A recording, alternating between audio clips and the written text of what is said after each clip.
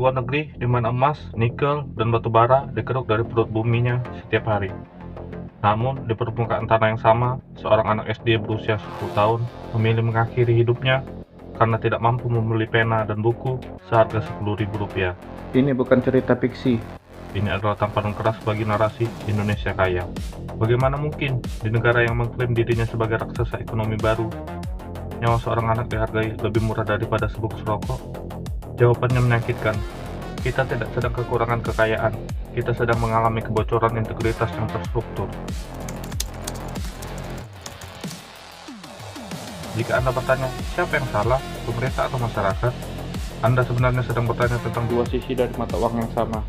Namun, jika kita harus melacak ke akarnya, hulu dari segala kacauan ini adalah sistem yang dibuat oleh pemerintah. Masyarakat bukan tidak mau maju, tapi mereka dikondisikan untuk tetap berada di garis dasar bertahan hidup. Mengapa? Karena masyarakat yang lapar adalah masyarakat yang paling mudah dikendalikan. Ini adalah pembodohan yang dipelihara. Kita memiliki segalanya di bawah tanah, tapi kita gagal membangun apa yang ada dalam tengkorak manusia kita. Para pemimpin kita yang pintar-pintar namun tak punya integritas, tahu betul bahwa mengolah SDM mentah menjadi barang jadi, hilirisasi, membutuhkan waktu yang lama. Mereka lebih suka jalan pintas, jual murah, ambil komisi, amankan kursi. Akibatnya, pertumbuhan ekonomi kita hanyalah angka-angka di atas kertas yang dinikmati oleh 1% populasi, sementara 90% lainnya memperebutkan ramah-ramah bantuan sosial yang seringkali dikorupsi juga. Di era media sosial, kemudahan ini naik level. Politisi tidak lagi memaparkan visi ekonomi yang teknokratis, cukup dengan joget, gimmick receh, atau narasi kebencian identitas. Mereka bisa memenangkan hati rakyat yang literasinya rendah.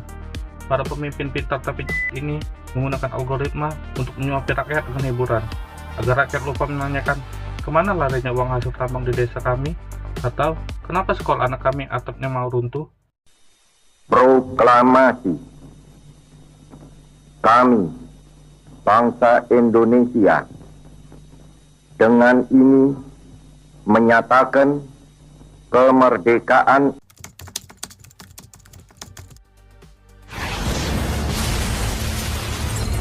Apa yang kita lakukan hari ini bukan hanya merugikan diri kita sendiri, tapi sedang merampok anak cucu kita. Kita mewarisi lubang tambang dan hutan gundul. Kita mewariskan hutang raksasa untuk proyek-proyek yang tidak berdampak langsung pada kualitas otak manusia. Kita mewariskan budaya bahwa menjadi jujur itu sulit, menjadi korup itu makmur. Jadi sopan santunnya digunakan, pintar boleh, goblok jangan. Oke.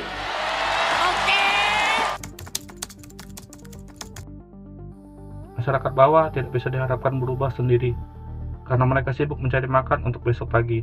Maka, beban sejarah jatuh ke pundak kaum terdidik, kelas menengah. Kaum terdidik harus berhenti bersikap apatis. Kita tidak bisa hanya diam dalam kenyamanan, sementara kapal besar ini sedang bocor. Kita butuh sistem yang tidak bergantung pada kebaikan hati seorang pemimpin, melainkan sistem yang memaksa setiap orang untuk jujur, melalui transparansi digital, penegakan hukum tanpa pandang bulu, dan pengawasan masyarakat. Kita sedang berlomba dengan waktu. Jika kita terus membiarkan orang pintar tanpa hati memimpin orang jujur yang kurang informasi, maka Indonesia Emas 2045 hanyalah pepesan kosong. Kita akan menjadi bangsa yang besar secara jumlah, tapi kerdil secara martabat. Jangan sampai sejarah mencatat bahwa kita adalah generasi yang gagal menjaga tanah air hanya karena kita terlalu malas untuk peduli. Indonesia sedang di ujung tanduk, berubah atau hancur. Tulis di komentar pendapat jujurmu, lawan atau diam. Ayo diskusikan tanpa gimmick.